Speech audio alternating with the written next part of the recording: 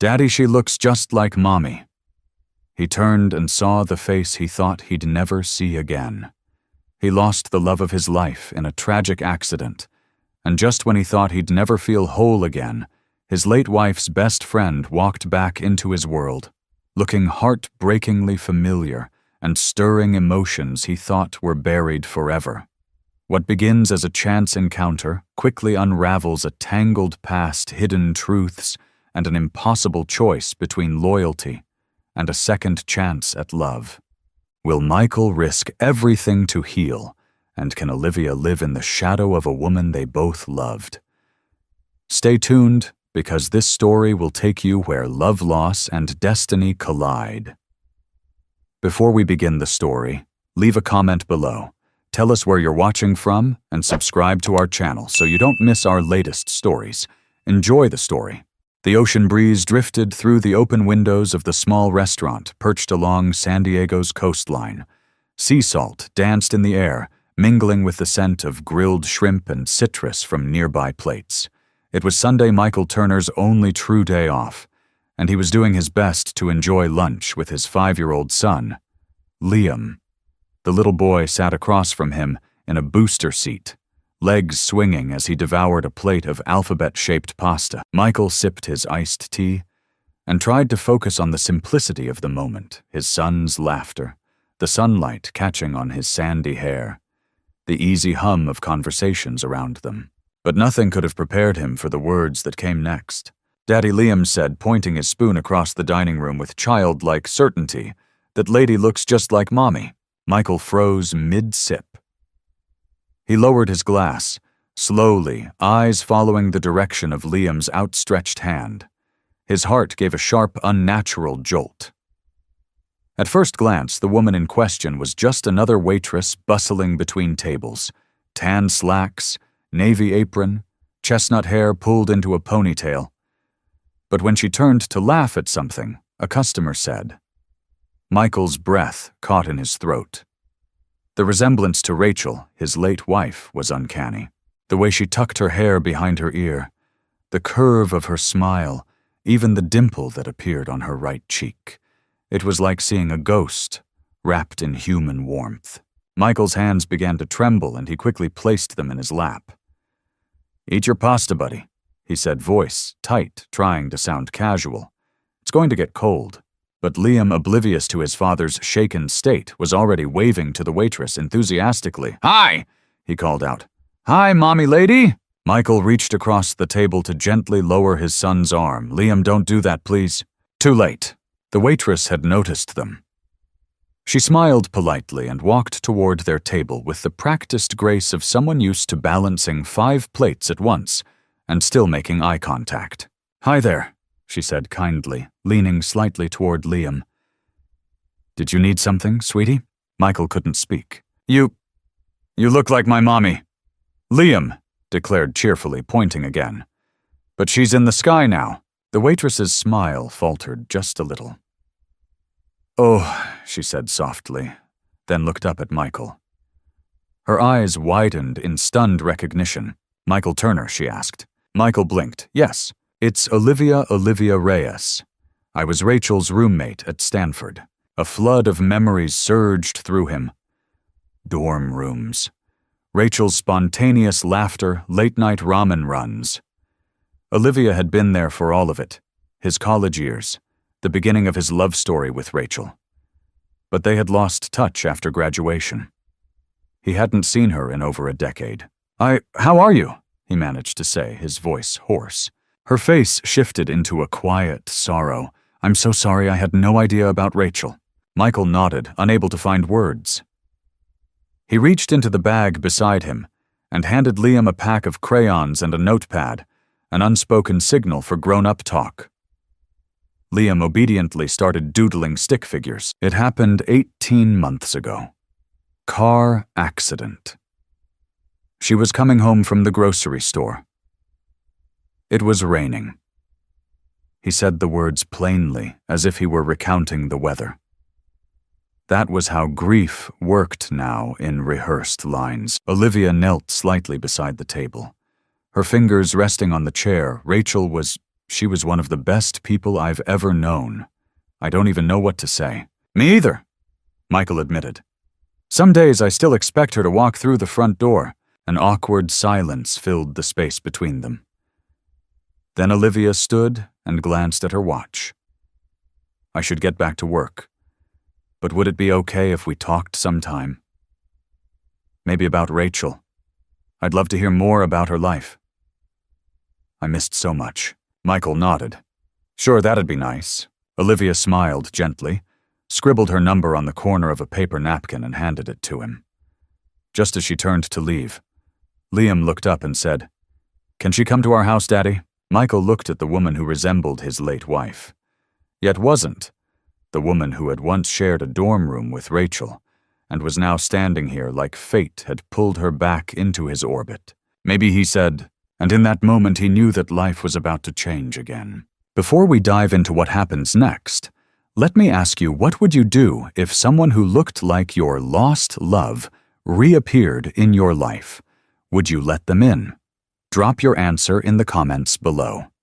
And if you're moved by stories like this, don't forget to like this video and subscribe to our channel. The next chapters of this journey are full of surprises, heartache, healing, and hope. 2 days after their chance meeting, Michael sat at a quiet corner table of a small cafe nestled between a bookstore and an antique shop in downtown San Diego. The late afternoon sun filtered through the lace curtains, casting a golden hue over the wooden table where 2 cups of coffee steamed gently. Across from him sat Olivia, dressed simply in a cream sweater and jeans, her dark eyes reflecting a mix of nervousness and nostalgia. "I still can't believe I ran into you," she said softly, stirring her coffee. "When I saw Liam, I thought it was like seeing Rachel all over again." Michael nodded. "You and me both." He had debated whether meeting her again was a good idea. His emotions were a fragile web barely held together since Rachel's death, and seeing someone who echoed so much of his wife's spirit had shaken him in ways he hadn't expected. But something about Olivia had called to him, not because she looked like Rachel, but because she had known Rachel before the tragedy, before the cancer scare that turned out to be a false alarm, before the sleepless nights with Liam as a newborn. "How long has it been since you two last talked?" he asked. Olivia looked down at her cup, her thumb tracing its rim. "Almost 12 years. We stayed close after college for a while, but then she moved in with you, and I moved back home to help with my mom when she got sick. Life just split us up." Michael remembered Rachel mentioning Olivia in those early years. But as their marriage deepened, the name faded like many others from college. Still, Olivia's voice when she spoke about Rachel held something that made his chest tighten. Not grief exactly, but recognition. Olivia hadn't been part of the Rachel he lost, but of the Rachel he had once fallen in love with. "She always spoke so highly of you," he said. "She said you were the only person who could make her laugh after she failed her first midterm." Olivia smiled, her eyes shimmering with the start of tears. "We used to make these ridiculous vision boards. Hers always had beaches and poetry books and a bakery. She told me once she just wanted a life that was soft." Michael felt that phrase tug at something deep within him. Rachel had loved small things, lemon tea on rainy mornings, Liam's mismatched socks, the smell of fresh laundry, a life that was soft. And in the aftermath of losing her, everything had felt harsh. They sat in silence for a moment before Olivia continued. "I'm working part-time now, waiting tables while finishing my degree in child development. I'm hoping to become a family therapist eventually." "That's incredible," Michael said, impressed. "It's hard. Sometimes I take care of my grandfather too. He moved in with me after a mild stroke. It's a lot, but it gives me purpose." She looked up and met his eyes. "I guess we all need that after a loss." Michael exhaled slowly, appreciating the ease in her words. There was no pity, no uncomfortable avoidance of Rachel's name. Just honesty. "I don't talk about Rachel much anymore," he admitted. "Most people don't know how to bring her up, Or they think they're helping by pretending everything's fine, but Liam still asks about her. He doesn't understand why she never came back. He's young, Olivia said gently. But children carry grief in ways adults forget how to. They don't know how to hide it. Michael nodded, the truth of her words settling into him. He's been different lately. Quieter. I think he misses having someone around who just sees him. Would it be too much if I offered to help, Olivia? Asked hesitantly. Not permanently, just I could spend time with him. Talk. Listen. Maybe it would help him open up. Michael hesitated. The idea of letting someone into their delicate world felt risky, but at the same time, he had seen the light in Liam's eyes when he met Olivia. The familiarity. The comfort. Would you really be willing to do that? Olivia smiled. I'd be honored.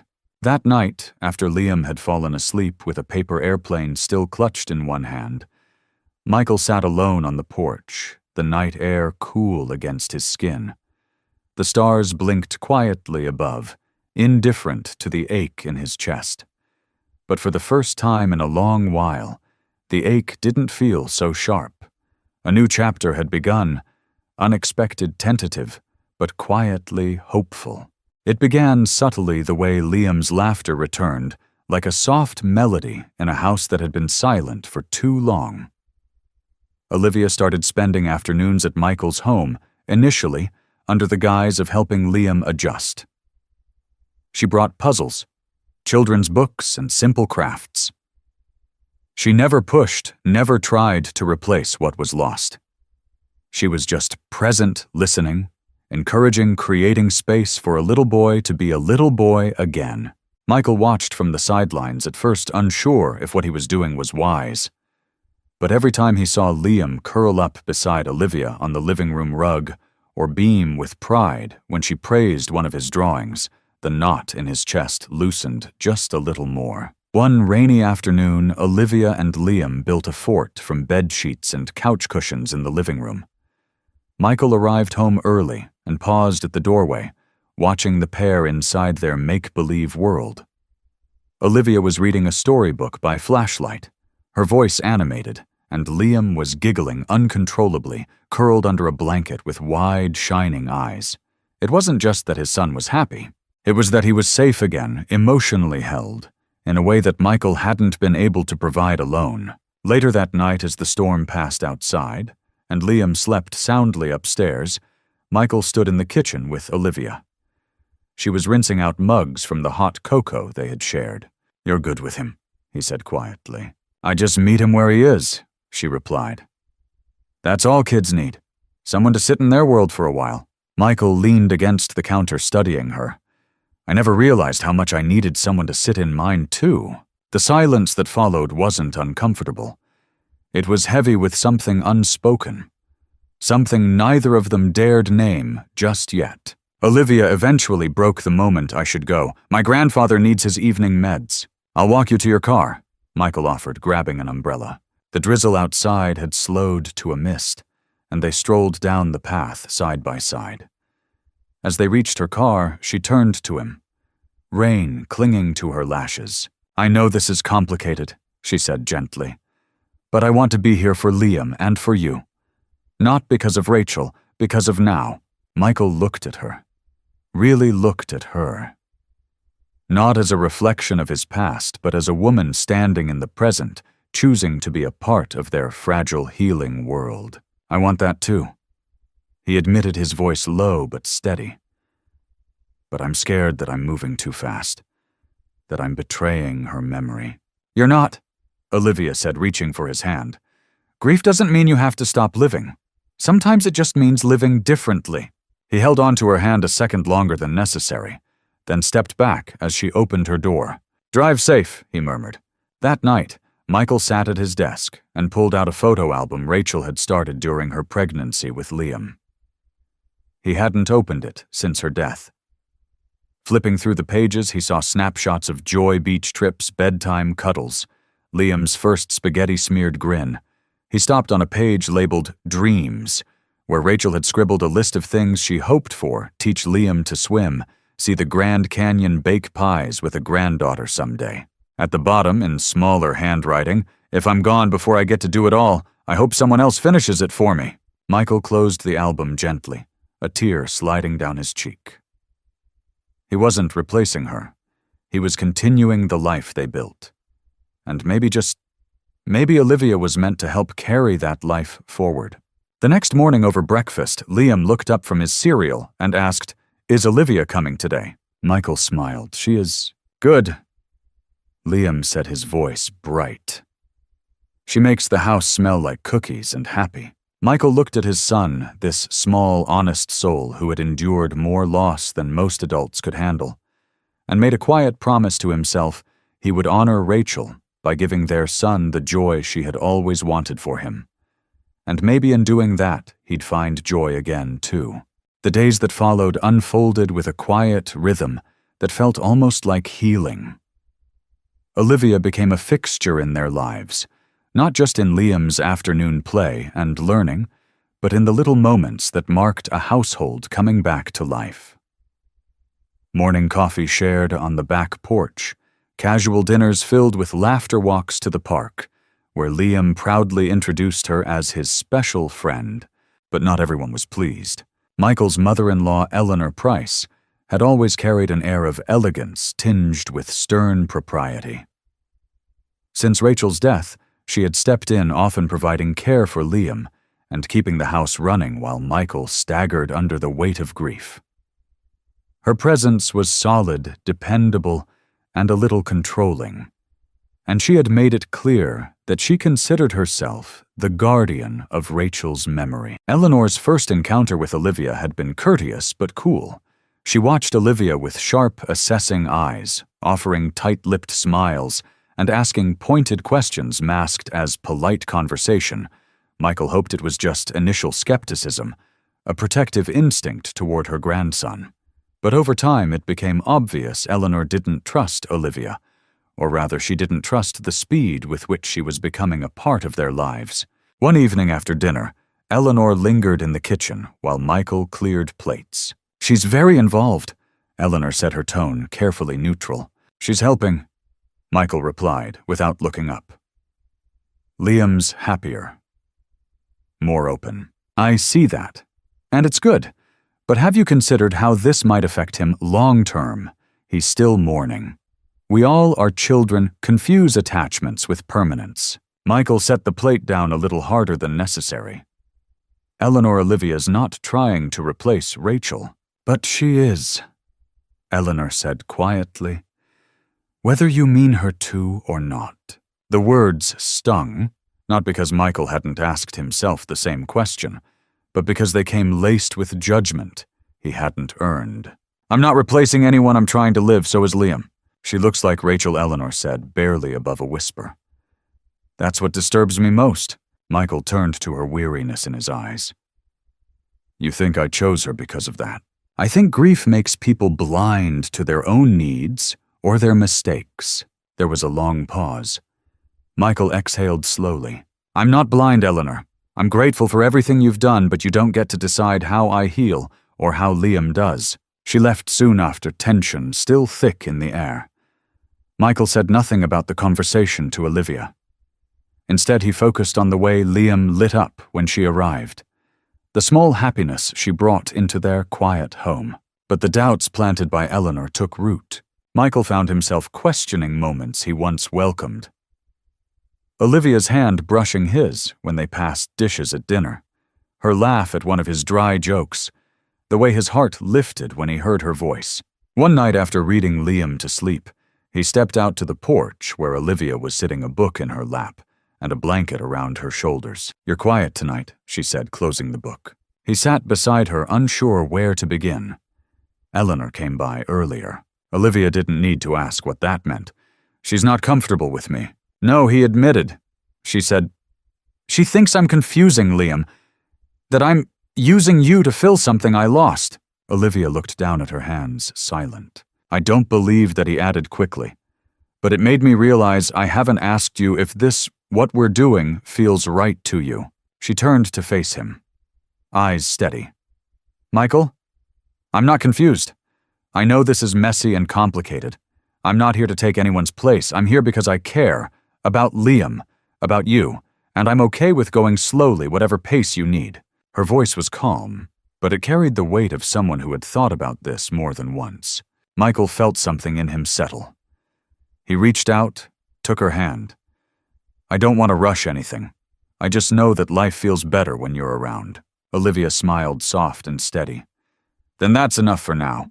And it was, for that moment, the shift in Michael's home was subtle, but undeniable. Over the weeks that followed, Olivia's presence deepened into something more than comfort. It became integral. Her laughter brightened the kitchen during rushed breakfasts. Her encouragement gave Liam the confidence to ride his bike without training wheels, and her warmth soothed the sharp edges of Michael's quiet evenings. Still, they had both held to the promise of patience, never rushing the bond that was slowly but surely forming. Then came the day Olivia didn't show up. It was a Tuesday morning, like any other. Michael had dressed Liam for preschool. Poured 2 cups of coffee, 1 black one with almond milk the way Olivia liked it, and waited. When 10 minutes passed without her knock at the door, he texted her. No reply. At noon he tried calling, but it went straight to voicemail. He told himself not to worry. She was probably busy with schoolwork or caught up in something unexpected. But by the end of the day, worry had morphed into unease. He reached out again, and this time received a text late that night. I'm sorry. Something came up. I need some space. I'll explain soon. It was unlike her vague, abrupt, distant. The next morning, she didn't come again. Michael dropped Liam at preschool and returned to a house that felt colder than it had in months. Days passed. Olivia's absence left a quiet void. Liam asked after her constantly.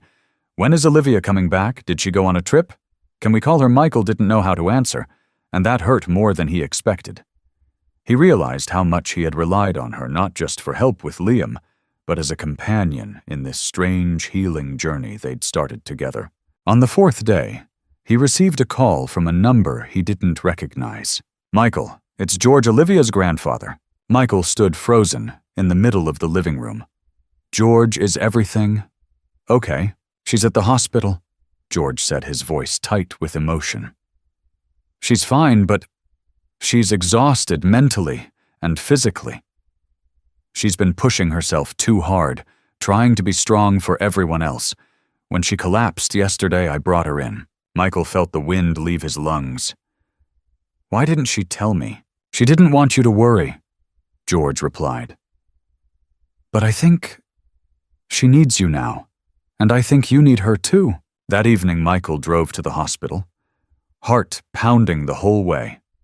The fluorescent lights of the corridor felt sterile and unreal as he navigated to Olivia's room. When he pushed open the door, he found her asleep, curled on the hospital bed, an IV in her arm, and a soft frown on her brow. He sat beside her quietly until her eyes fluttered open. Michael, she whispered. Her voice cracked with fatigue and emotion. I didn't want you to see me like this. He reached for her hand. Then you don't know me as well as I thought. Tears welled in her eyes. I felt like I was losing myself, like I was trying to hold it all together for Liam, for school, for you, and I forgot to check in on me. Michael brought her hand to his lips. You don't have to hold everything on your own. I never asked you to carry us, I just wanted to walk beside you. A long silence passed between them, filled with the kind of understanding words can't convey. I miss him too. Michael? Olivia finally said. Not in the way you do, but Rachel was my friend. And sometimes I wonder if I've betrayed her by caring for you both the way I do. Michael's voice was low, but sure, Rachel wouldn't want us living half-lives out of guilt. She wanted joy for Liam. For me. And maybe she would have wanted this even if we never imagined it. Olivia closed her eyes, tears slipping free. Then let's do this, the right way. Slow, honest, together. He nodded together. As they sat in the quiet hum of the hospital room, Michael knew the next chapter of their story wouldn't be easy. But for the first time since Rachel's death, he wasn't afraid of what came next. Because this was real, and real was worth holding on to. By the time Olivia was discharged from the hospital, the air in Sausalito had begun to soften with the promise of summer. The cherry trees in the neighborhood were in full bloom, and for the first time in weeks, Michael felt like he could breathe again. Olivia returned home to her apartment, but this time there was no distance. She texted often, stopped by for coffee, and most importantly made time for herself. Something Michael encouraged and protected like a sacred ritual. Their rhythm was slower, now more intentional. Every conversation, every shared moment carried the quiet weight of a new beginning. One not born of impulse or desperation, but of mutual respect, and something far deeper than either of them had first expected. One warm Saturday, Michael surprised Olivia with an invitation.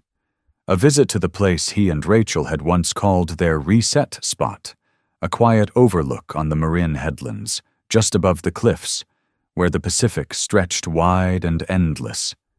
Olivia hesitated at first. "Are you sure?" she asked as they packed a small picnic. "That's pretty sacred ground." He nodded, fastening Liam's booster seat into the back of the car. "I know. That's why I want you there, with us." When they arrived, the wind was gentle, the sun casting a soft glow over the waves below. Liam ran ahead, squealing with delight, while Michael and Olivia walked slowly behind the silence between them. Comfortable. "This is where I proposed to Rachel," Michael said quietly, settling onto a patch of grass. "She said yes before I even got the words out." Olivia smiled faintly.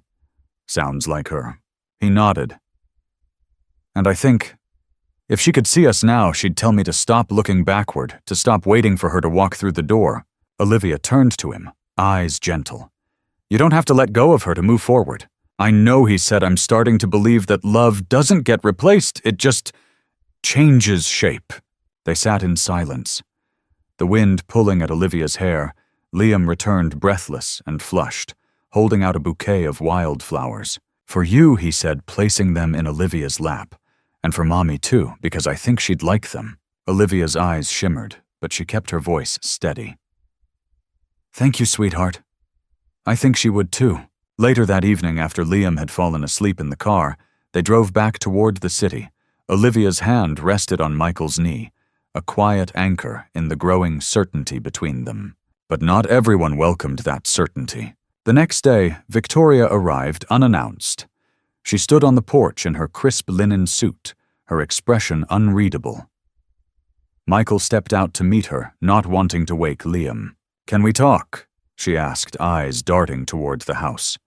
Alone, they sat on the bench just outside the front door, the garden around them bathed in the late afternoon sun. Victoria looked tired, more fragile than usual, and for a moment Michael saw not the gatekeeper of his past, but a woman still grieving her only daughter. "I visited Rachel's memorial this morning," she began softly. "I brought the roses she liked, and I sat there for a long time trying to understand what's happening now." Michael said nothing, allowing the silence to stretch. "She would have hated seeing you in pain." Victoria continued. "She'd want you and Liam to smile again. I know that. But that doesn't make this easy." He looked at her gently. "It's not easy for any of us." Victoria nodded, brushing a stray tear from her cheek. "I see the way Olivia looks at him. At you, it's not pretend, it's not replacement, but it still hurts sometimes. I just need time." Michael reached over and took her hand. "Then we'll give it to you. There's no deadline on healing." She squeezed his fingers, her eyes softening. "Promise me you'll be honest with Liam when he asks the hard questions. When he wonders why things are the way they are." "I will," Michael said. "He deserves the truth. All of it, including the parts that hurt." Victoria stood then, pressing a kiss to his forehead, as she used to do when Rachel was still alive. "You're a good father. Rachel would be proud." As she drove away, Michael returned inside to find Olivia curled up on the couch. Liam asleep beside her, his tiny hand wrapped around her pinky. It was a quiet, tender scene. Fragile, but real. Michael knew the road ahead would be complex, but in that moment he also knew they weren't walking it alone. A few weeks after Victoria's quiet visit and her heartfelt admission, life in the Bennett-Hartley household began to settle into a new, deeper rhythm, one no longer ruled by grief, but instead colored by cautious hope. The healing wasn't linear, and there were days when Michael would still catch a glimpse of Rachel in a photograph, or hear her laugh in a dream, and feel that old ache pull at his chest. But now those moments were no longer anchors. They were reminders of love, of growth, of permission to live again. One Saturday morning, Olivia arrived earlier than usual. She'd just come from an early class and was still wearing a soft blue sweater, her hair tied back, cheeks flushed from the crisp coastal breeze. Michael opened the door with Liam perched on his hip, the little boy squealing in delight when he saw her. "Liv," he called out. Stretching his arms toward her, Olivia stepped inside, dropping her tote on the floor and caught Liam in a spinning hug that made him giggle uncontrollably. "Someone missed you," Michael said, smiling at the scene. "We were about to head to the farmer's market. Come with us."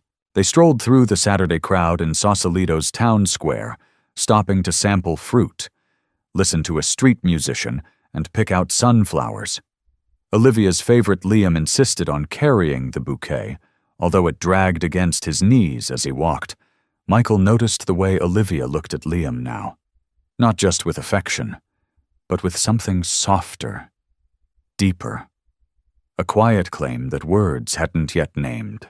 Later that afternoon, as Liam napped, Michael led Olivia out onto the deck with 2 mugs of tea. The sun was starting to dip low over the bay, casting streaks of amber across the water. He took a deep breath, the words sitting heavy on his tongue. "There's something I've been thinking about," he said, watching her carefully. Olivia turned to him, eyebrows raised in a curious half-smile. "That sounds serious." "It is. But not in the way you might think." He hesitated, then continued. "You've been part of our lives for months now. You've shown up. You've loved Liam like he's your own. And you've let me rediscover what it means to feel safe." She blinked, clearly caught off guard by the weight of his words.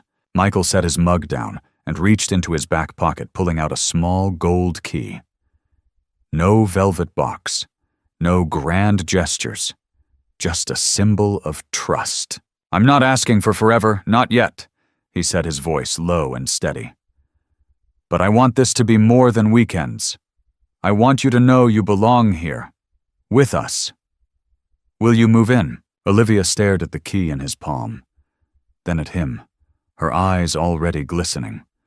She didn't speak for a moment, but then nodded slowly, a tear slipping down her cheek. "Yes," she whispered. "I want to come home." The transition was simple in practice, but monumental. In meaning, Olivia's books filled the shelves in the den.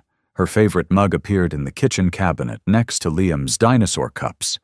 She took over a corner of the office for her studies, and her laughter wove itself into the fabric of their daily life. Victoria, to her credit, tried.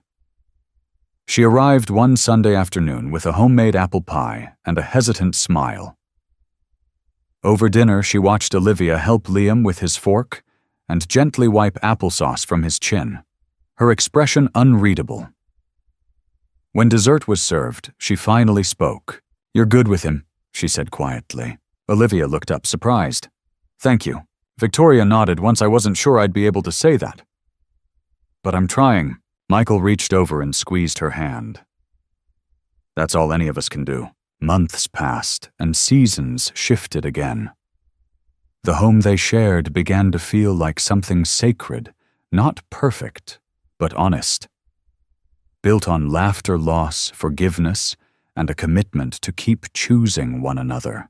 On a warm evening in July, they all returned to the same cliffside overlook where Michael had once proposed to Rachel.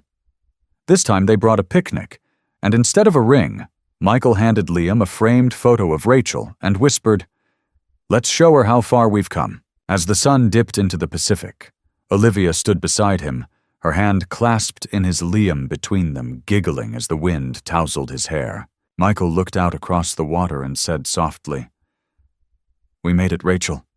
We're okay." And for the first time in years, he truly meant it. Michael Turner's journey began in the shadow of heartbreak. After losing his wife Rachel in a tragic accident, he was left to navigate the unfamiliar terrain of single fatherhood, while shouldering the weight of grief guilt and the overwhelming pressure to stay strong for his young son, Liam. For months his home was quiet and hollow, a museum of memories that once brought him joy, but now served as painful reminders of what he'd lost. Then, on an ordinary afternoon, a chance encounter at a coastal cafe with a familiar face from Rachel's past changed everything. Olivia Reyes, once Rachel's college roommate, re-entered Michael's life with a smile that echoed old laughter and a heart that held both empathy and strength. Their reconnection was hesitant at first, rooted in mutual grief and complicated by memories, but slowly, steadily, Olivia became more than a visitor from the past. Her presence brought warmth back into Michael's home, stability for Liam, and an unexpected sense of peace that neither of them had thought they'd find again. Through quiet moments, shared parenting, late-night conversations, and cautious vulnerability, Michael and Olivia built a new kind of family, one that honored Rachel's memory while making room for love in the present. The journey wasn't without obstacles. Grief resurfaced, doubts crept in, and Michael's late wife's mother, Victoria, struggled to accept Olivia's role in a life once shaped by her daughter. But over time, even Victoria came to see that healing doesn't mean forgetting. It means finding strength to move forward and recognizing that love can take many forms, even the unexpected ones, with patience, empathy, and the willingness to face the truth. Michael and Olivia moved through uncertainty and into something real, not a replacement for the past, but a continuation of it shaped by resilience, respect, and hope. The deeper message behind their story is, this life is filled with unexpected turns, and sometimes the most meaningful connections arise from the most painful losses. Love, when it is real, doesn't erase what came before. It honors it while embracing what lies ahead. Healing isn't about getting over someone. It's about learning to live with the love they left behind and being brave enough to open your heart again. For anyone struggling with grief, guilt, or the fear of loving again, Michael and Olivia's story is a reminder that second chances are possible. That joy can be found again, not in forgetting, but in remembering with tenderness and choosing to move forward with courage. So now we'd love to hear from you. What did this story mean to you? Have you ever experienced a second chance at love, or faced the challenge of moving on from loss? Share your thoughts in the comments. We believe every voice adds something beautiful to the conversation. And if this story touched your heart, please like this video and subscribe to our channel. Your support gives us the motivation to keep creating heartfelt, meaningful content just like this. See you in the next story.